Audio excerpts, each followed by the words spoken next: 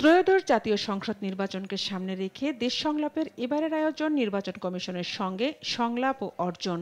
এই প্রশ্নে রাজনৈতিক দলের প্রতিনিধিরা বলছেন, মানবতা বিরোধী অপরাধে শেখ হাসিনার বিচার করতে পারলেও রাজনৈতিক দলগুলোকে সমঝোতায় নিয়ে আসা, নির্বাচন নিয়ে শঙ্কা দূর করা, গণভোট বিষয়েও সরকারের অবস্থান আরো শক্ত এবং স্বচ্ছ হতে পারত। আকাঙ্ক্ষার সাথে সবারই একাত্মতা ছিল যে বিচার সংস্কার এবং নির্বাচন, এই গণ অভ্যুত্থানের প্রত্যাশা এই জায়গাতেই তার কিছুটা দৃশ্যমান হয়েছে। আর কোনো কোনো জায়গাতে এখনো পর্যন্ত কিছু শঙ্কা বা কিছুটা অনিশ্চয়তা রয়েছে।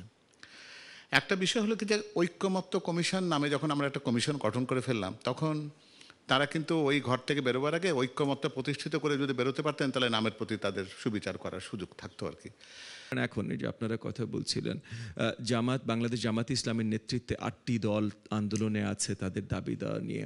কিন্তু আবার আপনি যদি একটু ভোটের মাঠে দেখেন, প্রত্যেকটি এলাকায় 5000 মোটরসাইকেল, 6000 মোটরসাইকেলের শোডাউন দিচ্ছে বাংলাদেশ জামাত ইসলামের। আজকে তো একটা দেখলাম আপনার কয়েকশো ঘোড়ার গাড়ির শোডাউন দিয়েছে বাংলাদেশ জামাত ইসলামের একজন আপনার ক্যান্ডিডেট।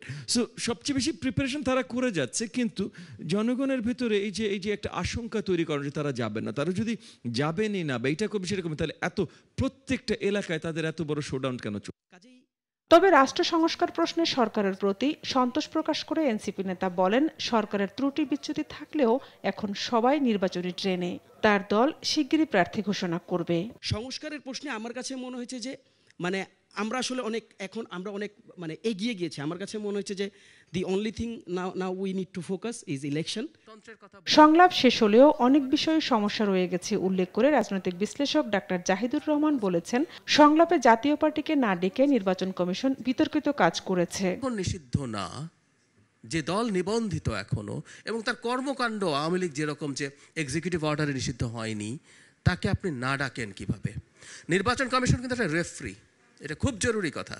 রেফারি কিন্তু অনুরাগ বিরাগের বশবর্তী হয়ে চলবে না। নূরের আবেগ থাকতে পারে, আমাদেরও আবেগ থাকতে পারে, কিন্তু আমি যদি কোনো একদিন ওই চেয়ারে গিয়ে বসি, আপনি যদি কোনো একদিন ওই চেয়ারে গিয়ে বসেন, আপনি জাস্ট আইন এবং বিধিবিধান ফলো করবেন।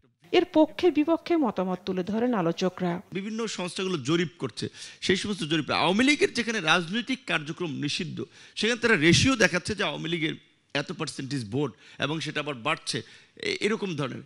এটার কারণ হচ্ছে এটা একটা ইন্টারন্যাশনাল আপনার বলতে পারেন নেক্সাসে আওয়ামী লীগকে প্রাসঙ্গিক রাখা, কিংবা আওয়ামী লীগকে না পারলেও অন্তত যেন জাতীয় পার্টির মাধ্যমে আওয়ামী লীগকে পুনর্জীবন করতে পারে, এই ধরনের একটা প্রক্রিয়া আলাপ আলোচনা চলছে। তো নির্বাচন সামনে রেখে জামাতের কার্যক্রম নিয়েও সমালোচনা করেন বক্তারা।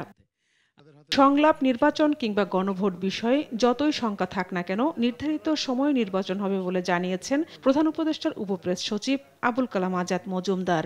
বলেছেন, আমরা মনে করি যে সরকারের যারা মুখপাত্র আছেন তারাও ইন নো আনসার্টেন টাইম সবসময় বলছেন যে নির্বাচন হবে এবং নির্বাচনটা কেউ ঠেকাতে পারবেন না। আমি মনে করি এর পাশাপাশি আমরা আরও যারা রাজনৈতিক শক্তি আছেন এই মুহূর্তে, বা আমাদের যারা রাজনৈতিক বিশ্লেষক আছেন, যারা আমরা সবাই বিভিন্ন সময় গণমাধ্যমে আসছি বা জনগণের সামনে নানাভাবে যাচ্ছি, তাদেরও উচিত এই নির্বাচন নিয়ে এই সংশয়টা দূর করার ব্যাপারে কাজ করা এবং জনগণের সাথে কথা বলা।